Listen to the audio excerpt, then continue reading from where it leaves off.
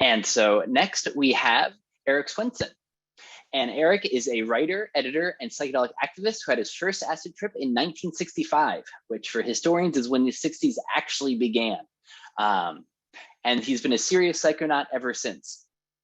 After teaching writing for several years at colleges and universities in Washington, Oregon, he became a writer, and he co-authored 6 different books, authored or co-authored 6 different books, and wrote 200 articles on subjects like commercial fishing, forsenic DNA, child development, legal education, baseball, and drug use in America.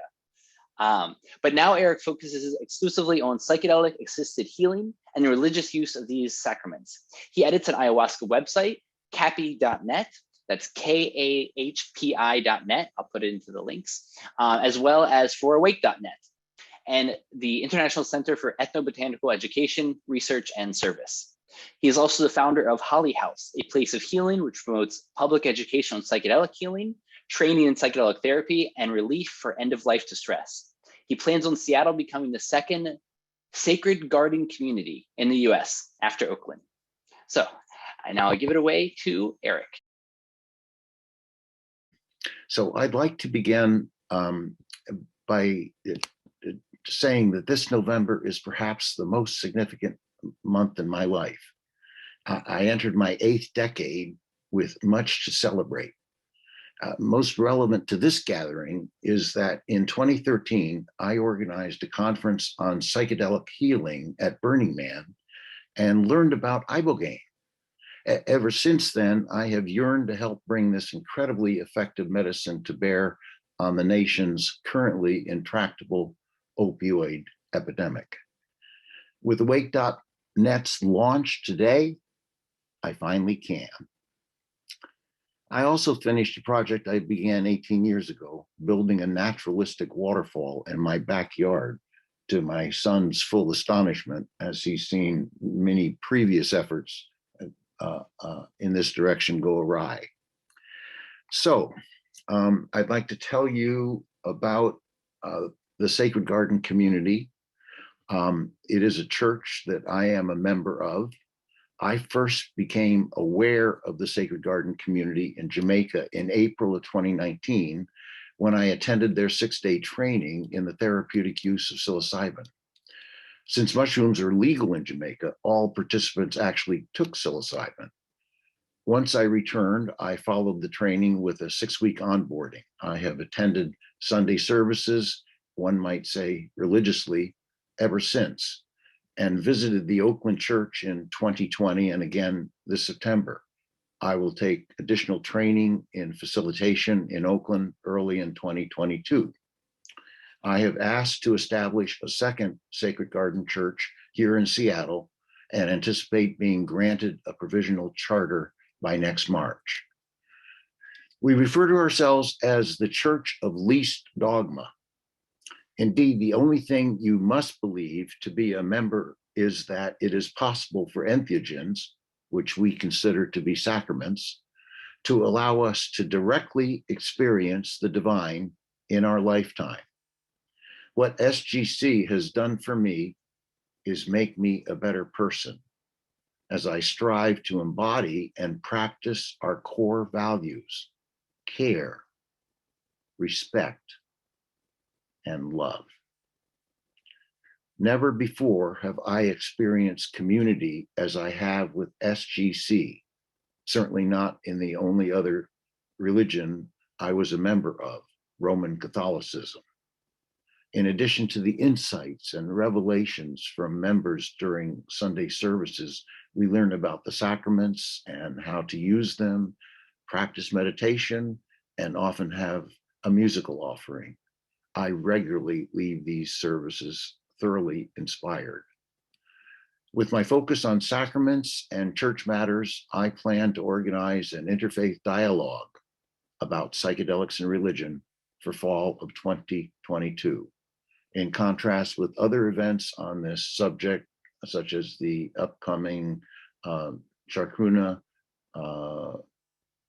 conference in April, this one is strictly for community of faith leaders, both the laity and the clergy.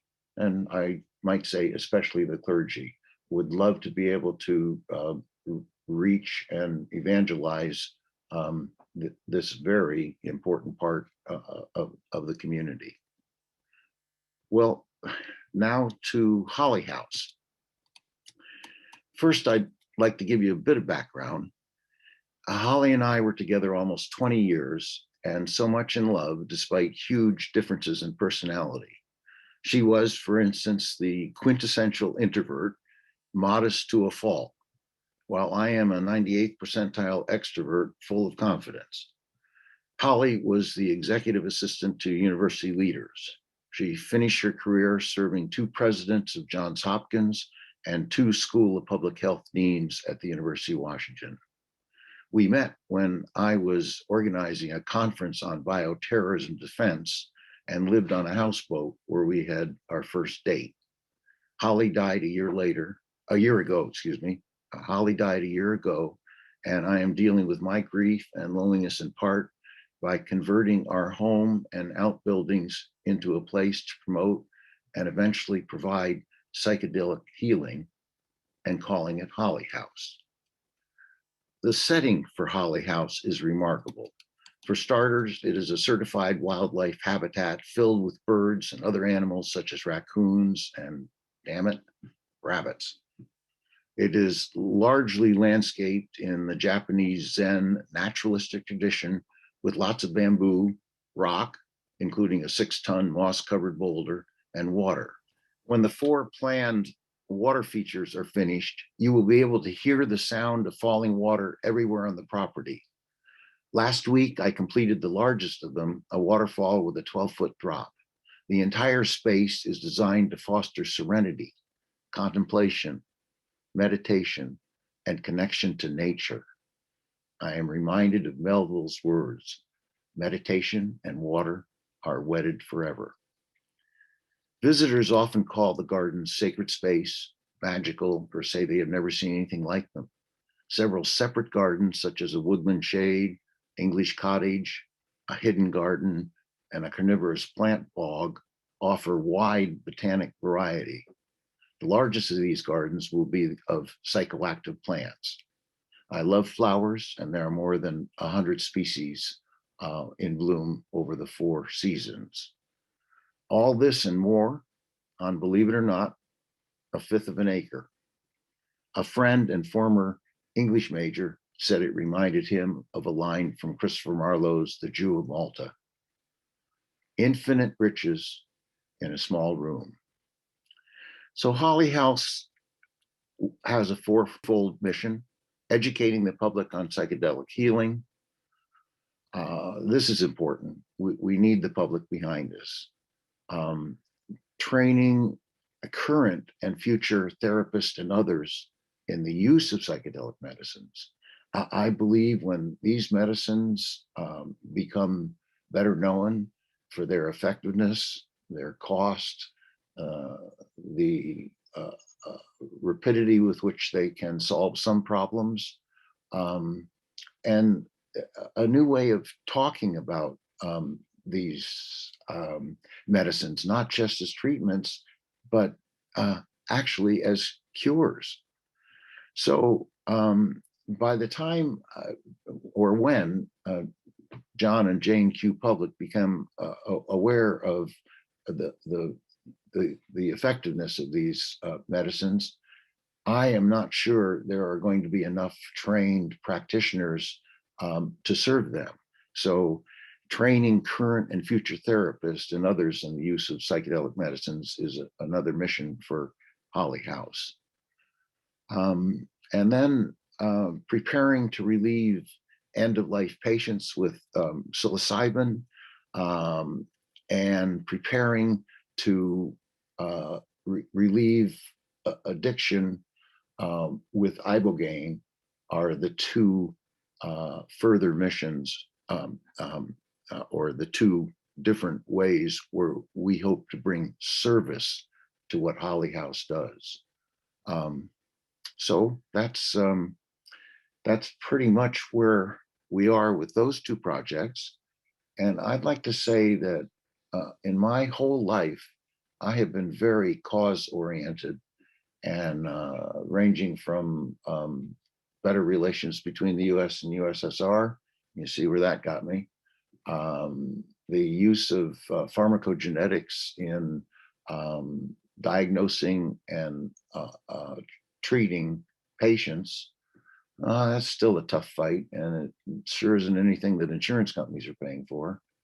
The Equal Rights Amendment, well, that was dead a long time ago.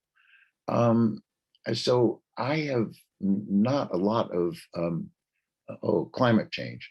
I've not a lot of causes that I've gotten behind or tried to remedy that I could point to and say it worked. But you know what? I feel I am going to be going out on a winner with psychedelic healing. And the way that that can be demonstrated, I think, most dramatically and save trillions of dollars is by reforming how we deal with addiction. And this is something that I want to put time, energy, heart, and love into. And I hope you will join me and awake.net in helping to make this happen. Thank you.